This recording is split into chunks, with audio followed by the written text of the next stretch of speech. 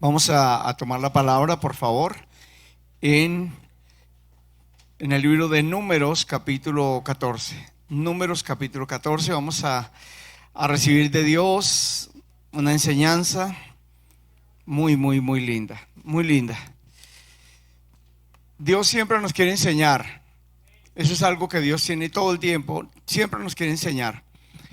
Y nos enseña provechosamente, dice la Biblia. Él nos quiere enseñar para bien. Él nos quiere enseñar cosas buenas para que decidamos bien, para que vivamos bien. Ese es Dios, todo el tiempo, absolutamente todo el tiempo. Él nos está enseñando para bien. Como un padre de familia, aún el Señor dice: ustedes, siendo malos, saben dar buenas dádivas a sus hijos.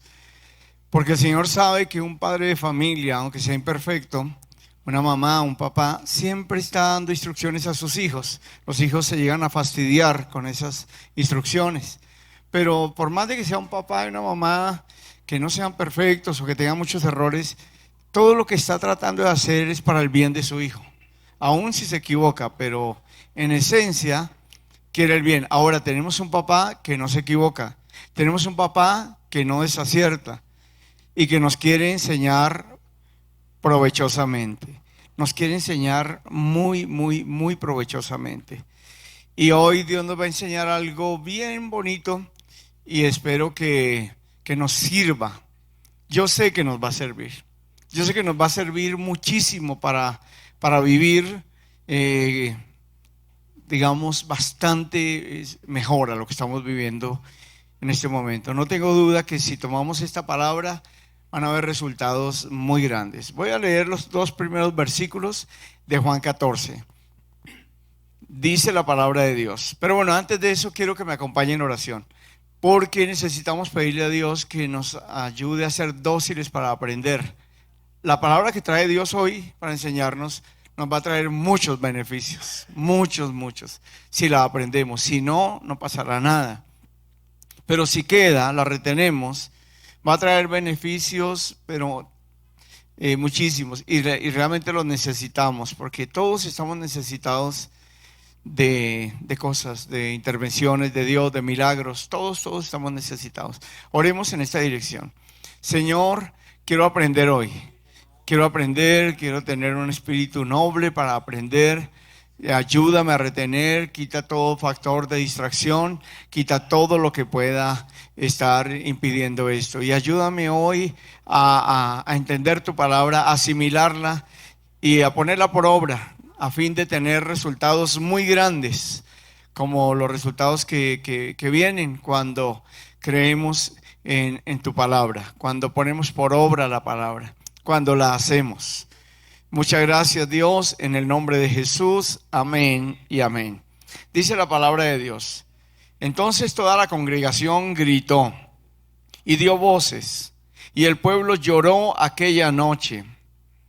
Y se quejaron contra Moisés y contra Aarón, todos los hijos de Israel. Y les dijo toda la multitud: ojalá muriéramos en la tierra de Egipto, o en este desierto, ojalá muriéramos. Ahora vamos a saltar al versículo 27 del mismo capítulo. Aquí ya después vamos a mirar qué hay entre esos primeros versículos y esta intervención de Dios. Vamos a estar mirando en buena parte, pero saltamos mientras tanto a lo que le responde Dios ante ese momento tan complicado. Dice: ¿hasta cuándo oiré esta depravada multitud que murmura contra mí, las querellas de los hijos de Israel que de mí se quejan? Diles: vivo yo, dice Jehová, que según habéis hablado a mis oídos, así haré yo con vosotros. Leemos la primera parte del 29. En este desierto caerán vuestros cuerpos. Amén. Podemos ya unir lo que son los dos primeros versículos, que esta gente pues se desespera, es un momento muy fuerte, es un momento muy duro, y abren la boca, como nos ha pasado a muchos seres humanos en momentos de angustia o de depresión o de demasiada amargura, cuando estamos con problemas, cuando algo no nos gusta. No son pocas las veces que caemos en la trampa de hablar cosas muy fuertes. Así le pasa, así nos ha pasado a todos, ¿no? Muchas veces nos ha pasado a todos. Y es triste para la persona que lo hace y es muy triste para los que lo rodean, porque una persona en esa condición trae una atmósfera a la casa impresionantemente terrible cuando dice cosas, yo no sirvo para nada, yo quiero es morirme, o cosas así como las que acabamos de leer. Y esta gente lo dijo, lo dijeron. Fue un día en la historia, un día muy fuerte.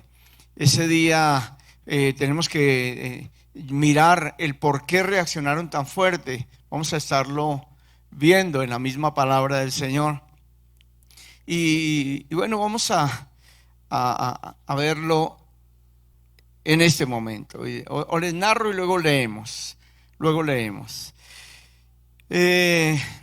Ellos están recibiendo unas noticias de 12 personas, aunque en realidad las noticias que dieron no los 12 sino 10 fueron unas noticias, un informe muy negativo.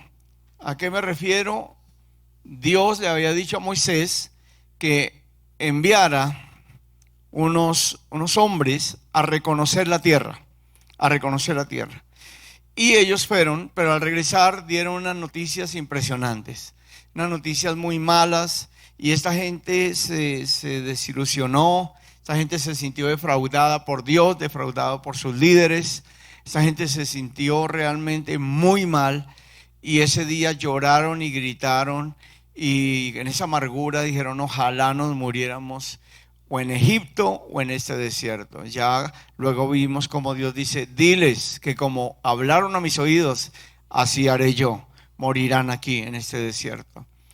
Las palabras tienen muchísimo poder, las palabras juegan un papel demasiado importante en la vida de nosotros. Es muy fuerte. Alguna vez pasó algo muy trágico cerca donde vivía yo cuando estaba niño. Estábamos recién pasados a una casa, de una casa que mi papá había comprado, y estaba nueva, esa urbanización estaba nueva, y se pasaban familias a estrenar su casa.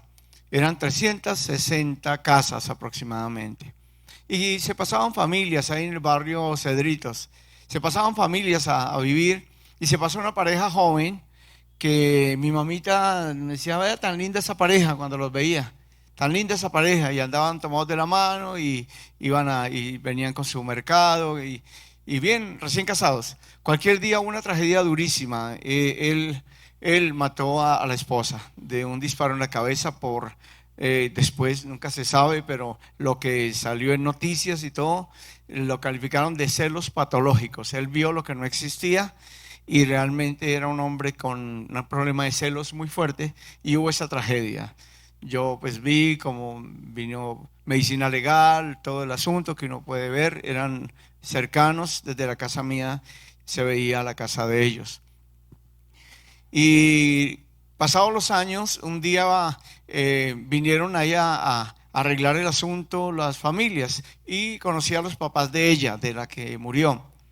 Y ella, la señora, por alguna razón Dios permitió que me contara, y dijo, cuando mi hija se fue con este hombre, ella me llamó. Nosotros vivíamos en Cúcuta, ella me llamó y a pedirme perdón porque se había ido con este hombre, y yo le dije, ella me contaba, decía que ella le había dicho, no quiero hablar con usted, para mí usted está muerta. Le dijo esa frase, y la señora lloraba mientras me contaba esto. Le dijo a la hija, para mí usted está muerta. Y bueno, no siempre va a ser así, eso lo han dicho muchas personas, y no siempre va a ocurrir, pero son palabras muy fuertes, y son palabras que es mejor no decirlas. Y ella la recordaba con mucha amargura porque la vio muerta, y la hija intentó reconciliarse con ella. Parece que más de una ocasión, y ella, su posición es, para mí ya usted no existe, ya usted no es hija, y le dijo esa frase, que para ella ya estaba muerta. Y fue muy fuerte. Mi esposa me autoriza a contar este testimonio. Hace 28 años yo estaba hablando de Dios en un culto de ayuno, en una sala de una casa, una iglesia que estaba comenzando. Y estábamos pasando un momento tan difícil en ese momento, tan difícil, tan difícil. Habíamos perdido una empresa que teníamos y mi esposa ha pasado momentos muy difíciles y todos. Pero pues la mujer sufre más en ese caso por la naturaleza como Dios la hizo. Y estaba allí y dijo una frase y la dejó escrita en un papel. Dijo: no aguanto más, quiero que Dios me lleve. Y en el papel, cuando ella se levantó llorando y se fue, yo tomé el papel que dejó en la silla y decía: llévame porque no aguanto más. Eso fue un viernes. El lunes ella se estaba muriendo. Mi esposa fue internada y realmente estaba muy grave, con un dolor abdominal. El médico lo revisó en una pequeña clínica de ahí que existía en la 170, se llamaba Don Bosco, una clínica, un hospital, ¿no? Un pequeñito. Y ahí la atendieron y el médico me llama y me dice que mi esposa está realmente grave, que necesita una cirugía demasiado urgente, de lo contrario pierde la vida, de lo contrario va a morir. Porque tenía un acceso a la matriz eran 3 enfermedades, esa era una, las 3 gravísimas, pero una era un acceso muy inflamado y que estaba a punto de reventarse. Y el médico dijo que ya estaba muy grave. Y en ese momento que estábamos en una crisis tan fuerte, me dice que tenía que consignar 150,000 pesos. Como habíamos perdido la empresa hacía unos meses, no teníamos ni siquiera afiliación a seguro. Y yo no tenía esa cifra hace 28 años, 150,000 pesos tenía que consignar. Y ese era el sistema. Ahora ya es prohibido hacer eso, pero ese sistema operó. Y había que consignar o no la operaban.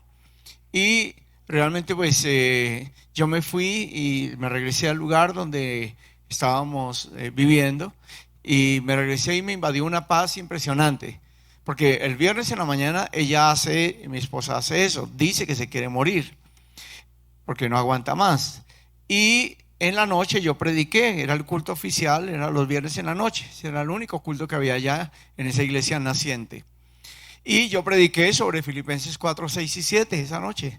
Me acuerdo como si fuera hoy. Por nada se afanen, por nada estén angustiados, sino cuéntenle a Dios todas sus cosas, y la paz de Dios, que sobrepasa todo entendimiento, guardará sus corazones y sus mentes. Yo prediqué con mucha fuerza esa noche. Fui agresivo en la predicación, como a veces lo soy, y ya estoy cambiando. Entonces, aquella noche yo hacía preguntas a la congregación, se llenó aquella salita, había por lo menos 30 personas en esa salita. Era una iglesia que nació y creció muy rápido. Hoy es una iglesia bien linda, allá en el barrio de Alta Blanca. Y yo fui bastante agresivo con la predicación. Yo decía: hermano, aquí dice por nada. Entonces yo comencé a hacer preguntas supuestas. Usted me dirá: ¿y si mi hijo está en la droga, no me afano? Yo le decía: no, porque Dios dice por nada. Tiene que contarle y tiene que saber que Dios puede cambiar ese hijo. Y así, luego pregunté, dice: ¿y si alguien dice, y mi esposa se está muriendo en un hospital, no me afano? Y yo decía: no, tiene que contarle a Dios y tiene que confiar en Dios y ta. Eso fue el viernes en la noche. El lunes, cuando mi esposa fue internada y yo tenía que conseguir ese dinero, cuando me regresé, me invadió una paz que es impresionante, es impresionante. Yo me imagino que bueno, no sé, tiene que ver como estar dopado, una cosa. Por eso es que la palabra habla de la embriaguez del Espíritu Santo, y el día de Pentecostés los confundieron con personas embriagadas por características que solo produce el alcohol, que es una burda imitación a lo que produce el Espíritu Santo. El alcohol es una imitación a lo que produce el Espíritu Santo en una persona, que es una paz. Alguien me dijo ayer: vi a mi papá borracho una vez en la vida, una vez, y fue la única vez que lo vi contento. La Biblia dice que el vino alegra el corazón, ¿me entiende eso? Y la Biblia dice en Proverbios, los primeros 10 versículos: denle el vino a los de amargado corazón para que olviden sus penas y se alegren un rato. Así lo dice, pero le dice a Lemuel: tú no, porque los reyes no. Los reyes tienen felicidad sin vino. Los reyes, la gente de Dios, los hijos de Dios, ¿me entiende? Es impresionante, la palabra de Dios es muy bonita, es muy clara, pero para que la persona, por ejemplo, una persona que es muy introvertida o muy amargada, para que se desinhiba es con alcohol.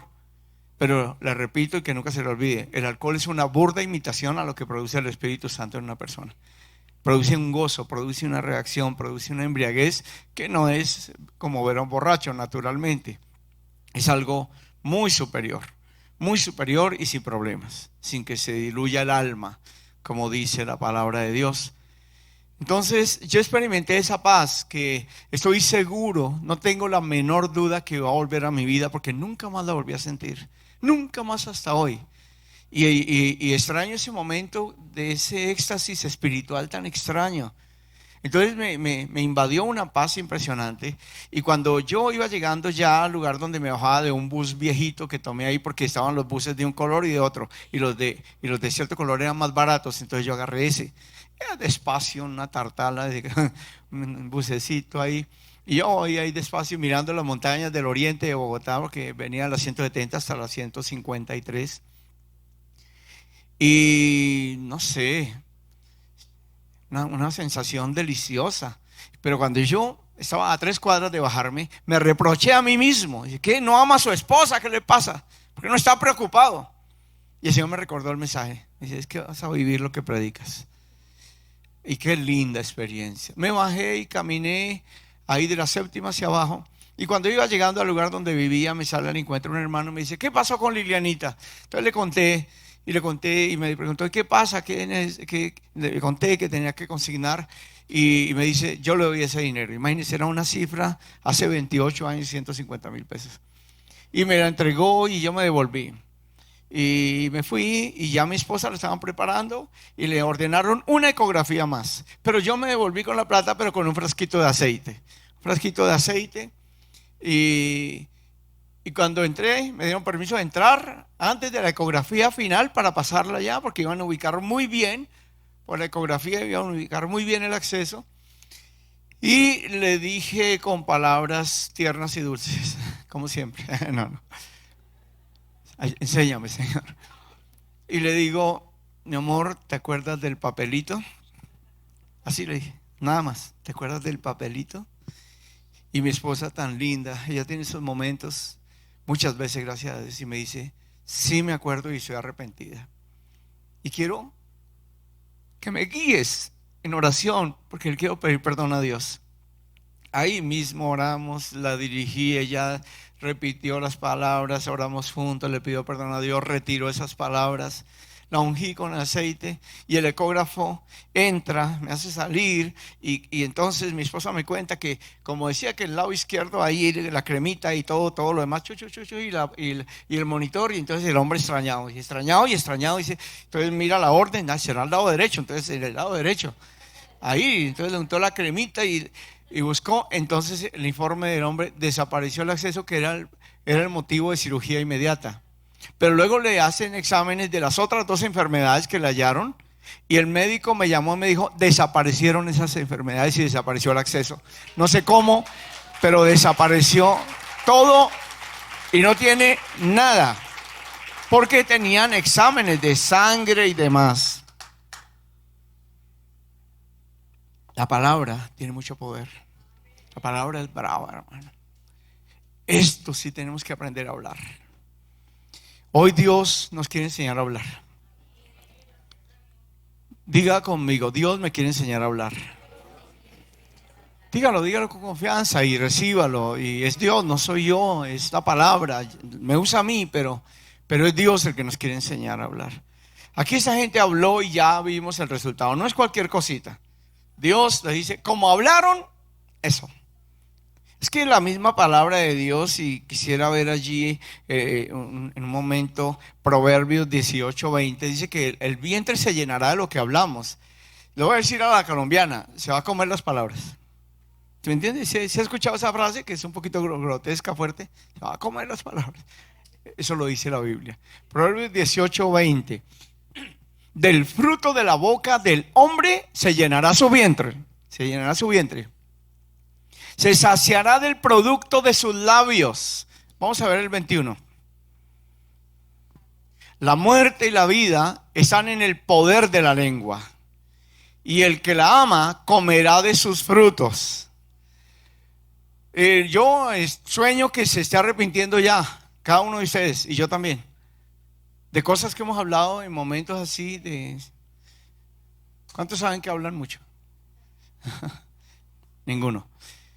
Todos sabemos que decimos cosas con ira, con enojo, o cuando estamos en algún momento que nos sentimos defraudados, decimos cosas muy fuertes. ¿Quién aquí hoy desea como que esas palabras ya no hagan efecto en su vida?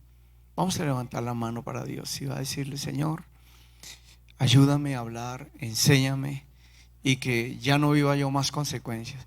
Yo no tengo duda que de nuestra forma de hablar, no porque sea algo místico, quiero aclarar esto. Gracias, puede bajar la mano. Yo estoy seguro que nuestra forma de hablar, que corresponde a la forma de pensar, es que ahí está el asunto. Ese es el asunto. No es que las palabras como si sean tan mágicas como lo estábamos entendiendo inicialmente, sino que las palabras corresponden a lo que hay en el corazón. O sea, corresponde a una ideología, a una manera de pensar, de concebir la vida. Y ahí está el verdadero problema. El verdadero problema no consiste en hablar mal, consiste primero en pensar mal, en pensar inadecuadamente con respecto a todo, Y hay muchos problemas. Hermano, si Dios le revelara, y espero que piensen esto un rato, lo que está viviendo hoy, tal vez mucho tiene que ver con la forma que usted habla, porque es la forma como usted piensa. Porque de la abundancia del corazón habla la boca, dice la palabra. ¿Entendemos esto? Vamos a leerlo, por favor, en Mateo 12, 33 al 37. Mateo 12, 33 al 37, dice la palabra de Dios: o haced del árbol bueno y su fruto bueno, o haced del árbol malo y su fruto malo, porque por el fruto se conocerá el árbol. Generación de víboras, le dice el Señor a esa casta religiosa. Y aquí hay una pregunta interesante, y es muy bueno que hoy la comprendamos. Dice Jesús a los fariseos en ese momento y a ese sistema religioso, dice: ¿cómo podéis hablar lo bueno siendo malos? Porque de la abundancia del corazón habla la boca. Entonces aquí el Señor, inclusive es buena esta aclaración para nosotros, porque si no caemos en positivismo. Hable positivo, y ya eso tampoco funciona, en sí mismo no funciona. Y la iglesia en buena parte ha caído en ese positivismo, ha caído en eso de que declare lo bonito, que hable así. Y eso, si no viene de un soporte en el corazón, no funciona. Aquí el Señor, de verdad, se lo voy a decir como yo lo entiendo, aquí el Señor queda aterrado de la habilidad malvada de esta gente. Y el Señor dice: ¿cómo? Si eso no tiene lógica. Eso, queda aterrado el Creador, el Dios Creador queda aterrado y dice: ¿cómo ustedes pueden hablar lo bueno siendo malos? ¿Cómo hacen eso? Y Jesús dice la razón: porque de la abundancia del corazón habla la boca. El Señor está diciendo: lo que hay en el corazón de ustedes no corresponde a la bondad y a la piedad con que hablan. Porque los fariseos tenían esa apariencia de piedad, pero la negaban con sus hechos. Interesante que de ahí tenemos que salir. Porque también la tentación de los cristianos evangélicos es esa: aparentar piedad, pero no es lo que está en el corazón. Eso no está bien. No nos conviene, de ninguna manera nos conviene. Conviene tratar el depósito de las palabras, que es el corazón, la fuente de las palabras, que es la forma de pensar. Eso es lo que conviene, que dejar que Dios haga una obra con nosotros. Si modificamos solo la manera de hablar, que eso ya vimos que el Señor queda aterrado, pero el ser humano desarrolla tanta sagacidad que consigue esa maroma difícil. El Señor dice: ¿cómo hacen eso? ¿Cómo hacen eso? Porque el hombre tiene que hablar de lo que hay ahí, pero él queda aterrado y dice: bueno, ya me conocí otra. Ahí el Señor conoció una que no conocía, porque él estaba evaluando la raíz del árbol por el fruto. Pues dice: ustedes aparentan un fruto que no corresponde a la raíz. Entonces vamos a tener cuidado de esto también, iglesia. Vamos a tener cuidado de no tomar formas religiosas y jerga religiosa que no afectan lo principal, que es el corazón, donde emana la vida. El corazón del hombre es donde está la vida. Y la Biblia dice que el corazón del hombre está donde está el tesoro. Donde está el tesoro. ¿Tesoro qué es? Tesoro es como las riquezas. es algo deseable. Son tres palabras que significan tesoro del original griego. Riqueza, tesoro y algo muy deseable, algo que desea intensamente. El corazón del hombre, lo que desea intensamente, esa es su riqueza. Y de esa riqueza va a llenar el corazón. Y de lo que tenga ahí es lo que va a salir por la boca. Eso es básicamente la dinámica que Dios dice que ocurre en un ser humano. La forma de hablar es tan importante. Vamos a ver en Santiago capítulo 3, los primeros versículos del 1 en adelante. Dice que la forma de hablar es supremamente impactante para el mundo entero. Hermanos míos, no os hagáis maestros muchos de vosotros sabiendo que recibiréis mayor condenación. Porque todos ofendemos muchas veces. Si alguno no ofende en palabra, este es varón perfecto, capaz también de refrenar todo el cuerpo. He aquí nosotros ponemos freno en la boca de los caballos para que nos obedezcan y dirigimos así todo su cuerpo. Mirad también las naves, aunque tan grandes y llevadas de impetuosos vientos, son gobernadas con un muy pequeño timón, por donde el que quiere las gobierna, ¿no? Las lleva por donde quiere, dice, bueno. Así también la lengua es un miembro pequeño, pero se jacta de grandes cosas. He aquí cuán grandes bosques enciende un pequeño fuego. Por ejemplo, cuando uno ve esos incendios forestales que son miles y miles de hectáreas, pero todo comenzó con un pequeño fuego. Y la lengua es un fuego, un mundo de maldad. La lengua está puesta entre los miembros y contamina todo el cuerpo e inflama la rueda de la creación. Y ella misma es inflamada por el infierno. Es un tema fuerte. Eso tiene la lengua. Uno habla todos los días, ¿cierto? Y habla con personas. ¿Y qué habla? ¿Qué hablamos? ¿Qué produce lo que hablamos? ¿Qué estamos aportando? ¿Estamos ayudando a que alguien sea mejor o estamos acabando de dañarle la vida en la forma de hablar? ¿Qué está pasando? ¿Qué aprenden nuestros hijos en la casa? A mí me impresiona mucho, sinceramente. Y no lo digo porque sea puritano o haya conseguido un nivel no sé cómo. Lo digo con preocupación legítima. Y a mí me preocupa cómo hablan los niños, hijos de cristianos. Dicen unas cosas impresionantemente fuertes y feas. Tremendo. Pero la verdad es que tenemos que ser muy objetivos. ¿Dónde aprendió? En la casa, hermano. Claro, los papás se lavan las manos con una facilidad. No, en el colegio me dañaron al niño. No, eso no existe. Eso es mentiras. No existe tal cosa. Claro, allá sí son atacados. Lo que aprende, las raíces, el fundamento, los criterios no se forman ni en la calle, ni en el colegio, ni con primos. Todo eso sí ataca, sin duda, eso no podemos negarlo. Pero el fundamento es en la casa, hermano. En la casa. Hermano, uno escucha a niños hablar tan feo, tan feo, tan feo. Es muy triste. Y tienen resentimiento ya. Hay niños pequeños que ya manejan el chisme. Ya cuentan cosas, dicen cosas y hablan mal de otro. Es impresionante. Es un espectáculo muy triste porque un niño debería conservar su inocencia hasta buena cantidad de años, pues. La inocencia es tan importante que Dios le dio al ser humano inocencia. Así termina una gran narración de una gran creación, dice, y estaban desnudos y no se avergonzaban. Inocencia. ¿Qué perdieron tan pronto pecaron? La inocencia. ¿Ah? Los predicadores, que Dios nos ayude a todos los predicadores, pero a veces hay un énfasis exagerado, como ya lo he dicho antes, que en la cruz se recuperó el poder, el gobierno, las riquezas, soy hijo, soy no sé qué, y una cantidad de cosas. Y no escucho hablar que se recupera la inocencia. La inocencia es importante. La Biblia le dice al cristiano verdadero, quítese de vosotros toda malicia. Dice que seamos inocentes para el mal y sabios para el bien.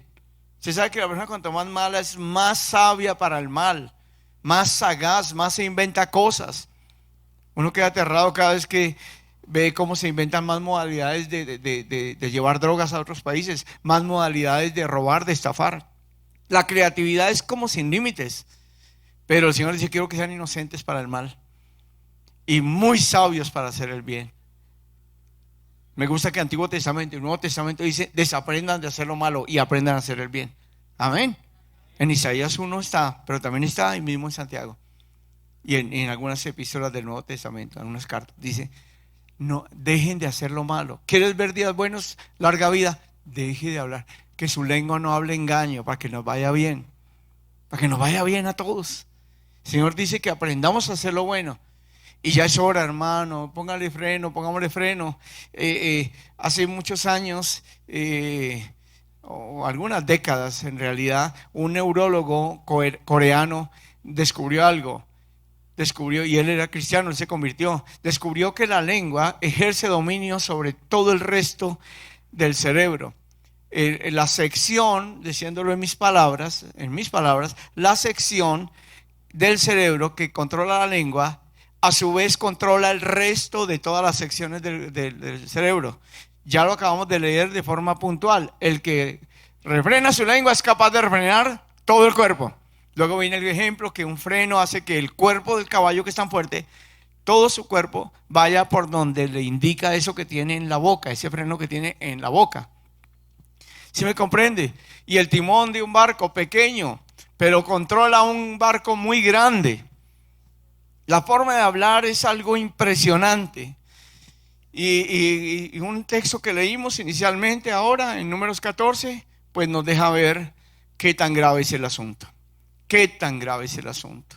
Es muy, muy, muy fuerte, muy grave.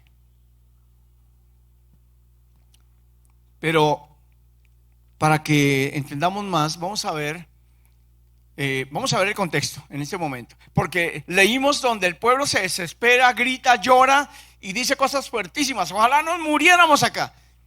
No lo dijeron así porque estaban con una ira. No. Hay cosas más profundas todavía. Más profundas. Ellos en ese momento reciben una noticia que tiene que ver con todo lo de su vida. Acaban de dejar Egipto. Dejaron Egipto. Dejaron sus casitas. Dejaron sus lugares. Dejaron su terruño. Hay que decirlo, porque allá estuvieron varias generaciones. Ese era su terruño. Usted sabe cómo es la gente con su terruño. Todos lo sabemos. Es una cosa brava, es una cosa fuerte. Y dejaron su tierra. Y salen como dudando, como un poco obligados, un poco presionados. Y al fin, como que le conceden a Moisés, dice: bueno, llévenos entonces donde usted dice, porque no querían. ¿Cuánto tiempo se fue en el tema de los 10 plagas? Porque las 10 plagas era para sacar del corazón los dioses de los egipcios. Se fue mucho tiempo. Y ahí entonces finalmente salen. Y salen que para una tierra buena, ancha, espaciosa, donde no comerían el pan con escasez, una tierra que fluye leche y miel, una tierra hermosa. Y cuando llevan pocos días, Dios, el Dios hermoso, alabado sea Dios, está muy interesado en que entren allá rápido. Muy interesado. Y llevan pocos días cuando ocurre esto. Poco tiempo, unos poquitos días. Ya iban camino para allá. Como cuando uno lo llama y dice: voy en camino, ya va para allá. No es que está por ahí, por otro lado. Y ya iban en camino. Y Dios le dice a Moisés algo. Y ese Moisés, ese líder tan precioso, ahí falló también porque no hizo como Dios le dijo. Y ahí comienza. Y es en la forma de hablar donde arranca el problema. Veamos qué habló Dios en el capítulo 13. Todo comienza en el capítulo 13. Versículo 1. Dice: Jehová habló a Moisés diciendo: envía a tus hombres a reconocer la tierra de Canaán, la cual yo doy a los hijos de Israel. De cada tribu de sus padres enviaréis un varón, cada uno ¿qué? Príncipe entre ellos. Amén. Y Moisés los envió desde el desierto de Parán, conforme a la palabra de Jehová, y todos aquellos varones eran príncipes de los hijos de Israel. Estos son los nombres, dice el versículo 4. Y allá en el 16 termina de mencionar uno por uno, de cada tribu uno. Príncipe. ¿Qué es príncipe? Principal. ¿Qué es principal? Alguien destacado. ¿Qué es alguien destacado? Alguien con liderazgo, con influencia, con una vida superior al promedio. Príncipes. Escoge Dios príncipes. Y le dice, escógete 12 príncipes, uno de cada tribu. Y entonces se supone que un príncipe es superior a muchos en mentalidad, en forma de actuar, en forma de administrar, en forma de ver la vida. Y hace esto Moisés y los envía. Pero le voy a decir dónde yo considero que se abrió la puerta de este mal que tiene que ver con la lengua, con los labios, con la forma de hablar. Todo comienza en el versículo 17. Ahí se abre una puerta inadecuada. Los envió pues Moisés a reconocer la tierra de Canaán, diciendo, subid de aquí al Negev y subid al monte. Observad la tierra, cómo es, y el pueblo que la habita, si es fuerte o débil, si poco o numeroso. Cómo es la tierra habitada, si es buena o mala. Y cómo son las ciudades habitadas, si son campamentos o plazas fortificadas. Y cómo es el terreno, si es fértil o estéril, si en él hay árboles o no. Y esforzaos y tomad del fruto del país. Y era tiempo de las primeras uvas. Y luego dice que subieron. Aquí ya veo una puerta abierta muy triste. El hombre de Dios habla de más. Habla de más. Y estaba diciendo cosas que le abre la puerta a un enemigo muy sutil. Imagínense que le diga a los príncipes, vayan a ver si la tierra es buena o mala. Permítame, ayúdeme con un examen sencillo. ¿Dios qué había dicho? ¿Que era buena o mala? Y si Dios dice que es buena, ¿es buena? ¿Ya? Ahí es una puerta al que nos odia. Si es buena o mala. Hay otra pregunta más inadecuada todavía. Si es fértil o infértil. Si son ciudades fortificadas o no, si el pueblo es fuerte o débil, si son muchos o pocos. Bueno, escogió 12. Dentro de esos 12 sabemos que iba Josué y Caleb. Y ellos van, hacen un recorrido por la tierra, miran todo y ellos regresan con un informe. El pueblo se queda todo. Mientras ellos van, se demoraron 40 días, 40 largos días. Hay que entenderlo. Porque esta gente salió de Egipto. Y esta gente, cada día que pasa es una eternidad, hermano. Pues Dios nos sacó de ahí, de donde vivíamos. Ahí teníamos las raíces, ahí teníamos todo. Y nos va a llevar Dios a una tierra buena y ancha. Y esta gente se demora 40 días. Eso no creo que hubiera sido un plan de Dios. No leemos que Dios diga, y por favor que se demoren 40 días. Bueno, asumamos que eso fue lo que se demoraron recorriendo la tierra. Listo. Esa es manejable. Ese tema es manejable. Sin embargo, esos 40 días pues terminan siendo en contra de ellos. Porque cuando regresan, dan el informe. Dice, y cuando se encontraron, versículo 27, bueno, le dijeron a Moisés y a la multitud esperaba, y llegan ellos diciendo, nosotros llegamos a la tierra a la cual nos enviaste, la que ciertamente fluye leche y miel, y este es el fruto de ella. Entonces ellos dicen, lo que Dios dijo es verdad, fluye leche y miel. Y traen un racimo de uvas que la Biblia narra que lo traían entre dos. Un racimo casi del tamaño de una persona. Un racimo de uvas.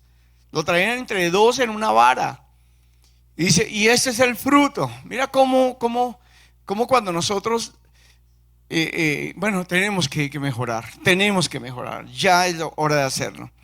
Porque podemos tener la evidencia, pero al mismo tiempo tener otra posición. Entonces, dice al final del 27, ciertamente fluye leche y miel, y ese es el fruto de ella. Y el 28 comienza en la versión 60 con más, pero en otras versiones es pero. Pero el pueblo que habita aquella tierra es fuerte, y las ciudades muy grandes y fortificadas. Y también vimos allí a los hijos de Anac. Amalek habita en el Negev. Y el Eteo, el Jebuseo y el Arameo habitan en el monte. Y el Cananeo habita junto al mar, a la ribera del Jordán. Entonces, como el versículo 28, mírelo por favor, si en su Biblia o ahí en la pantalla. La primera palabra que aparece es pero, más, espero. Pero el pueblo que la habita en esa tierra es fuerte.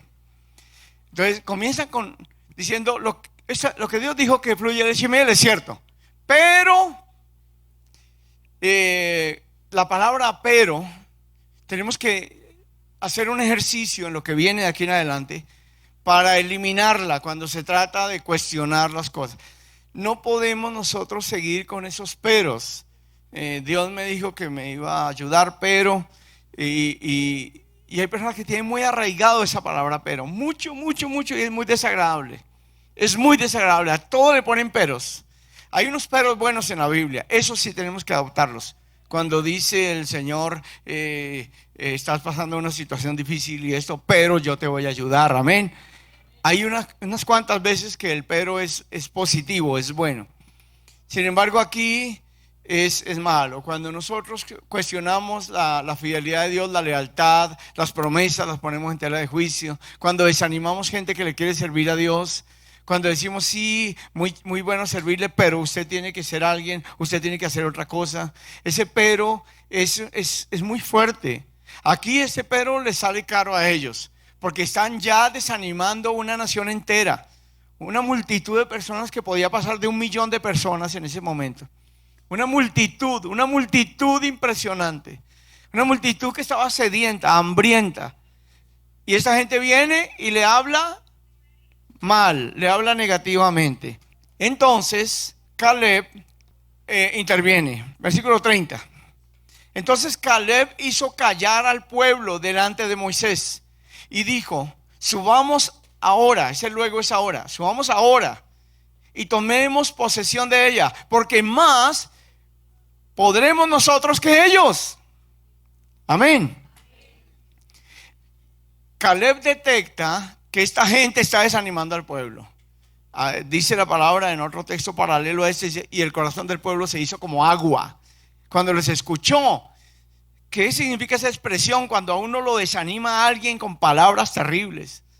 Dice que se hizo como agua el corazón de ellos.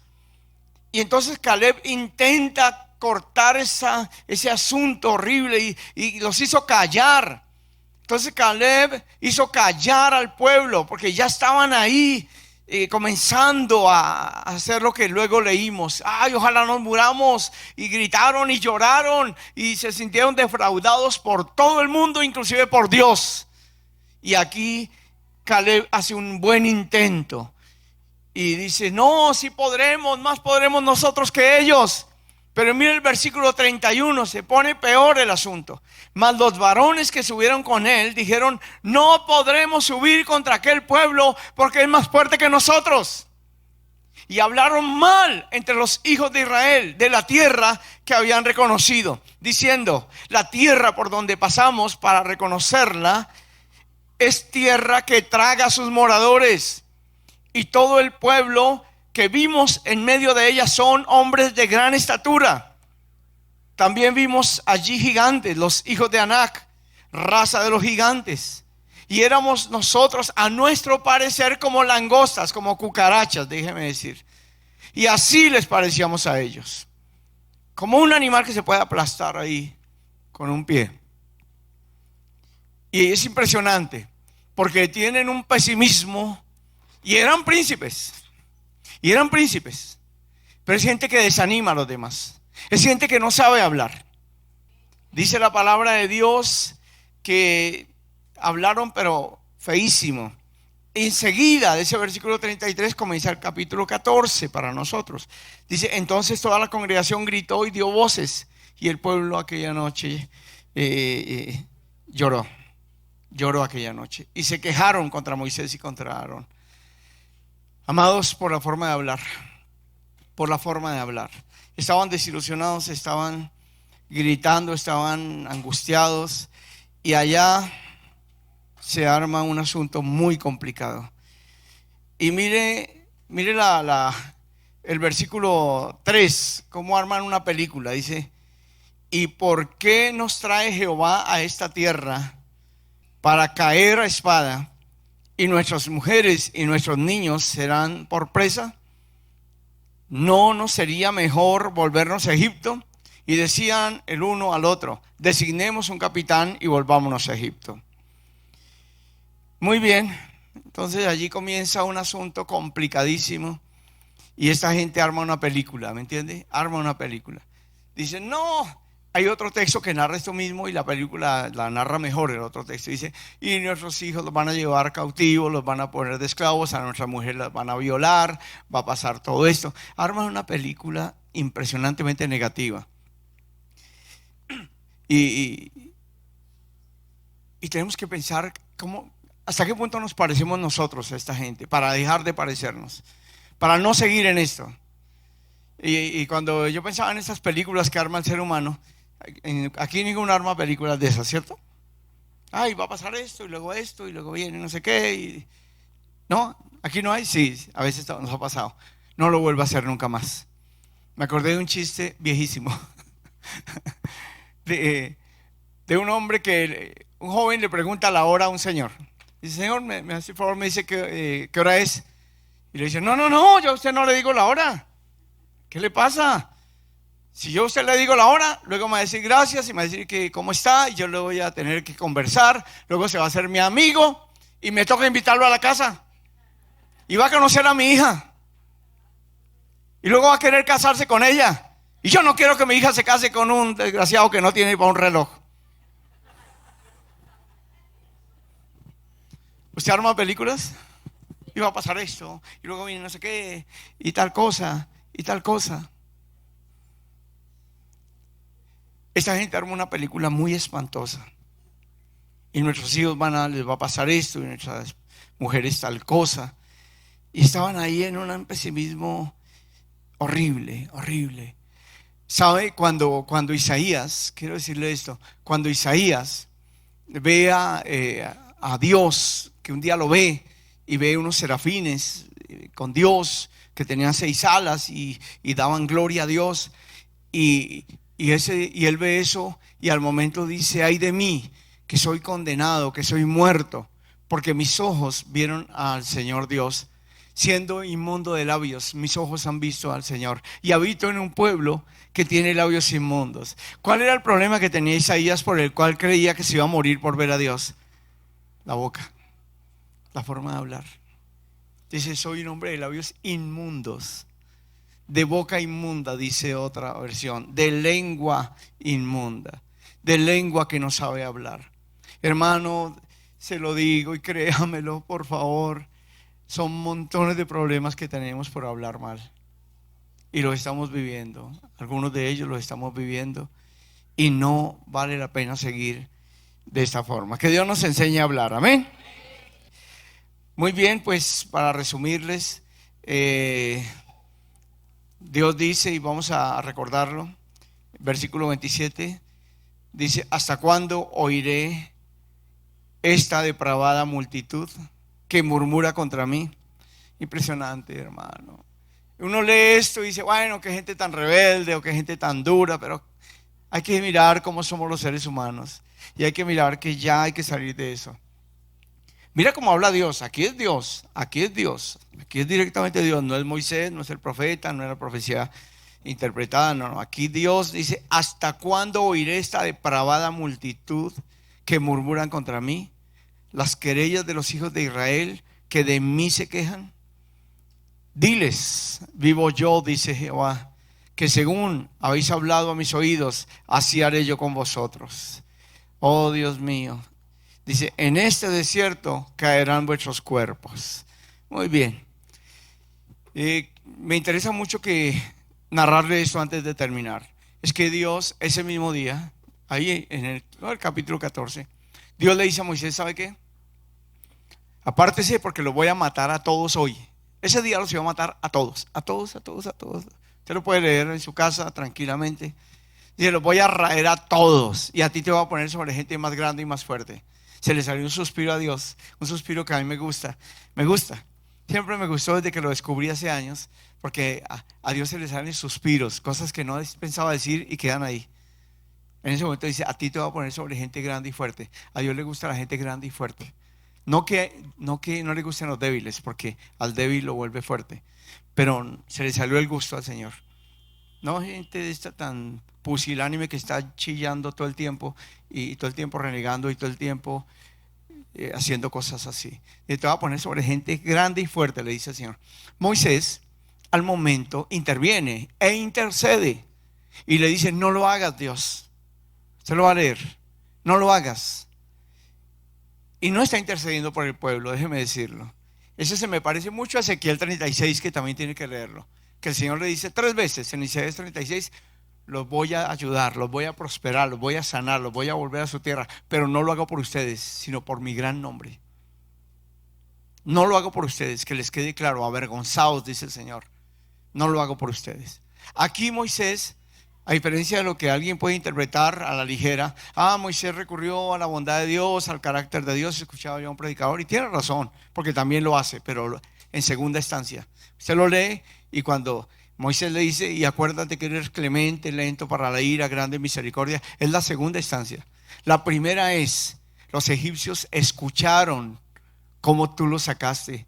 Los egipcios saben que tú les has dado protección en el día contra el calor. Les has dado protección en la noche contra el frío. Les has hecho llover comida del cielo. Les das agua de una roca. Y ahora, ¿qué van a pensar de ti? Van a decir: el Dios que los sacó de Egipto no pudo con ellos. Entonces el Señor ahí accede. Dice: está bien, no los voy a matar, pero tan cierto como mi nombre es santo, que no entrarán en la tierra prometida. Y el Señor dice: por cada día que estuvieron en la tierra prometida y vinieron y hablaron mal después de eso, por cada día les daré 1 año de disciplina. 40 días estuvieron, el Señor dijo: 40 años van a estar. Hermano, alabado sea Dios. Tenemos que aprender a hablar, mi hermano, por favor. Rápido. Tenemos que usar este lenguaje que manifiesta que somos diferentes a la creación animal. Manifiesta que somos a imagen de Dios. Hay varias cosas que son el sello de que somos la imagen de Dios y la semejanza de Él. Una es que nos comunicamos. Tenemos un lenguaje. Por eso en las casas debe haber diálogo. El diálogo es de Dios totalmente. Cuando la gente no sabe dialogar, el diablo le robó la herramienta más eficaz para buscar arreglos razonables, hermosos, santos. La falta de diálogo en las casas, sí. Uy, hermano, ¿quién consiguió eso? Satanás mismo. Satanás hace que la gente no hable. Inclusive yo me he cuestionado muchas veces. Josué y Caleb, la Biblia dice de ellos 3 cosas: espíritu superior, espíritu diferente y tenían espíritu. Esas 3 cosas. Tenían espíritu, dice un texto. Otro dice: tenían espíritu superior. Otro: espíritu diferente. Mi pregunta es, y va para mí más que para Josué y Caleb: ¿por qué no influyeron sobre esos 10 durante 40 días? ¿Por qué somos tan pasivos? ¿Por qué pueden más los pesimistas que los que hablan la verdad? ¿Por qué estamos ahí con esa pasividad tan impresionante? ¿Por qué los que hablan necedades tienen más influencia que nosotros sobre las personas? Y es un desafío para mí. Y yo lo tomo, no sé usted, pero yo lo tomo. Y yo digo: Señor, quiero influir sobre gente que hoy ni piensa bien, ni habla bien, ni vive bien. Quiero influir. No quiero ver que ellos se consuman. Y lo que es peor, que usted ya lo conoce y yo lo conozco. Josué y Caleb andaron hombro a hombro con el castigo de ellos 40 años. Se comieron el castigo de ellos, parejito. No es que por ser diferentes entraron, no, esperaron 40 años como todos. Y la verdad, desde todo punto de vista, no es conveniente ser personas que callamos o que nos guardamos el poder que Dios nos ha dado, o que lo dosificamos, lo limitamos porque esa gente, yo mejor no alego con ellos. Claro, no se trata de alegar, porque la Biblia dice que no lo hagamos, pero sí se trata de ponerla en balanza, la verdad y la mentira, y no tanto, no solo hablada, sino que las personas puedan ver en nosotros la eficacia de Él. Amén. Muchos no creen a nuestra predicación porque nos miran la vida y dicen, no, lo escucho por respeto, no más. Pero cuando vean el resultado de un Dios todopoderoso, que lo que dice lo cumple, que lo que promete lo entrega, amén, que lo que Él dice que es bueno, es bueno, es bueno, nos espera lo mejor, iglesia. Nosotros estamos en una condición superior a ellos. Estamos bajo la gracia, estamos bajo el plan salvador más perfecto y más maravilloso. Tenemos al Espíritu Santo y lo vamos a tener mucho más. Lo hemos tenido muy limitado, pero necesitamos arreglar la amistad con Él fuertemente, fuertemente, para poder experimentar esto, para poder vivir como Dios quiere. Entonces el Señor aquel día negocia, Moisés negocia con Él, así como un día Abraham negoció con Dios, y si hay 45, si hay 50, si hay 45, si hay 40 en Sodoma, si hay 30, y si hay 20, y si hay 10, y el que paró de negociar fue Abraham, no fue Dios. En 10 se quedó y no hubo 10, por eso llovió fuego en Sodoma y Gomorra. No hubo 10, porque Abraham le negoció a Dios, y Dios en ese amor negocia con el hombre. ¿Se acuerda que Jesús dijo que en los negocios de su padre era necesario estar? ¿Cómo cree que negocia el Señor cuando intercede por nosotros?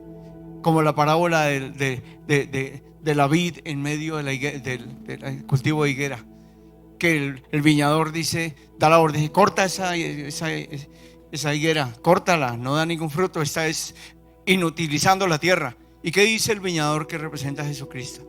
Déjala un año más, yo voy a cavar hasta la raíz y la voy a abonar. Pero si después no da fruto, córtala. Jesús intercede por nosotros. No tengo duda que estamos vivos por la intercesión de Él. Que el Señor dice, déjalo, yo doy mi sangre por Él. Dale, ten paciencia, yo voy a hacer esto con esta persona. Ahí está. Y Moisés ese día negocia con Dios. Dice, no, tu gran nombre está en juego. Y si usted lee con cuidadito el Padre Nuestro en Mateo 6, Ezequiel 36, todo el capítulo, usted va a descubrir lo que es la santificación del nombre de Dios. Que para Dios es prioritario que su nombre sea santificado, porque ha sido profanado.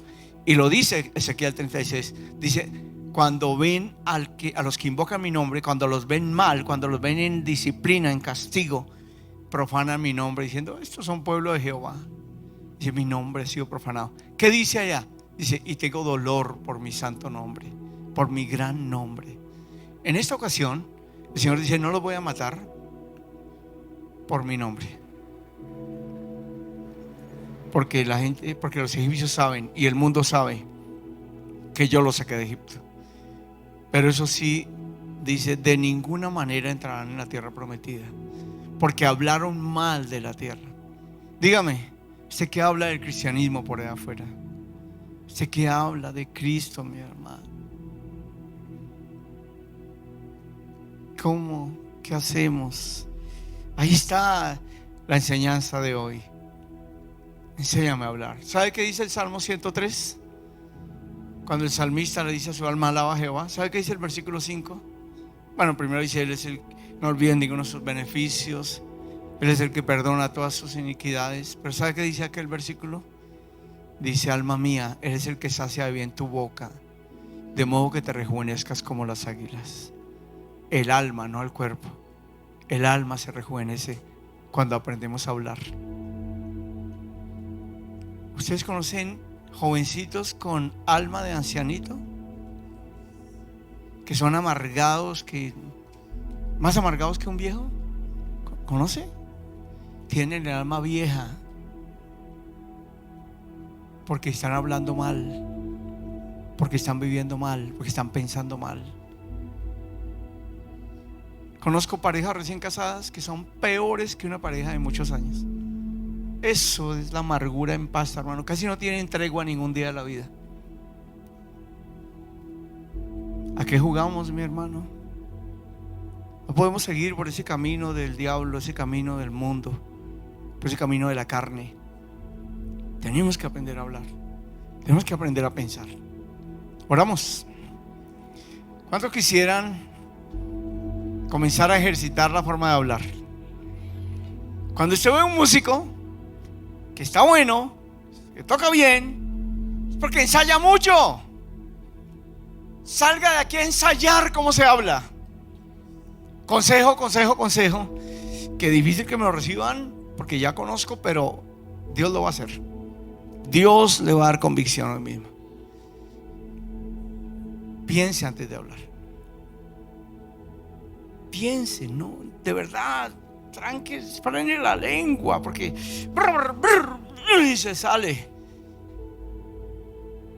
Y no son pocas las personas que el otro no está terminando de hablar cuando ya tiene aquí todo lo que va a decir. Sí, pero y se sale la cosa fuerte. Hermano, usted va a pensar, esto edifica.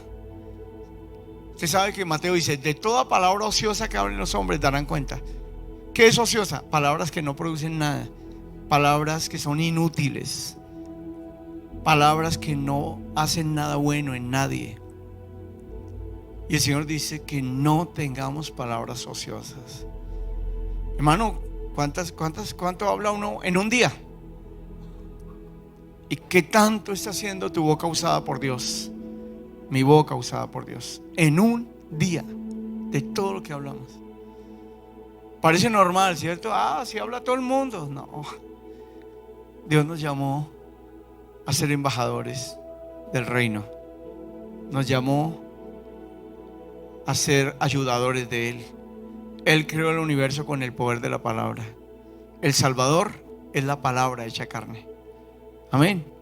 Jesucristo a su gente le dijo: ustedes están limpios por la palabra que les he hablado. ¿Sabe qué puede hacer la palabra entre nosotros cuando hablamos con cánticos, con himnos, con salmos entre nosotros? Limpiar la vida del otro. Mi hermano, este pequeño miembro se jacta de grandes cosas y enciende grandes fuegos. Inflama el infierno mismo y el infierno retroalimenta la lengua.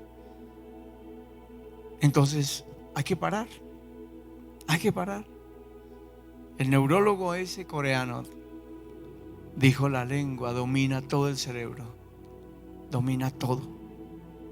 Qué tremendo. Es muy creativa la palabra. Mucho. Y hay mucho más en la Biblia. Usted lo conoce, ¿verdad? Muchos conocen. Le dije unos cuantos textos, pues ustedes saben lo que significa. Y eso es muy importante. Padre, gracias. Padre, muchísimas gracias. Quiero pedir por mis hermanos. Quiero pedir por mí. Quiero pedir por mi familia. Quiero pedir por mi Colombia. Quiero pedir por las naciones. Quiero pedir por la raza humana. Que nos saques, Señor, de ser destructivos con la forma de hablar. Nos saques de ser ligeros. Nos saques de ser maledicientes y maldicientes. Son dos palabras que tu palabra dice que se quite de nosotros. La maledicencia y ser maldicientes son dos palabras diferentes.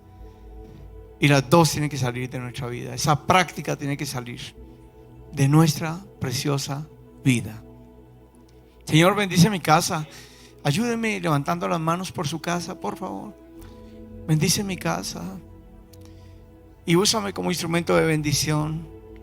Que mi palabra sea como lo dice Proverbios. La palabra del sabio es como un bálsamo para todos. Las palabras del necio son como azotes. Las palabras del necio dañan, dice la Escritura. Las palabras del sabio producen vida, producen cosas bellas. Gracias, Dios. Gracias porque tú nos ayudas. Y con nuestra mano levantada decimos: ayuda a mi casa, ayuda a mi descendencia. Quiero ver a mi descendencia muy bien. Y para ello voy a hacer lo que me corresponde. Voy ahora a usar el lenguaje de manera adecuada. Voy a usarlo para hablar contigo. Voy a usarlo para ir generando un espacio para el diálogo. Así como estamos orando, acépteme una sugerencia mientras hago un paréntesis en oración. Si en su casa no hay diálogo, nos toca a los que necesitamos establecer el diálogo en casa, Nos toca al principio mucha paciencia, porque no se va a establecer automáticamente. Toca generar una cultura, abonar el terreno, despedregarlo, quitar la maleza. Aprender a dialogar es un proceso que ojalá sea rápido, pero es un proceso. Pero ábrase a la posibilidad. Muchas gracias, Dios.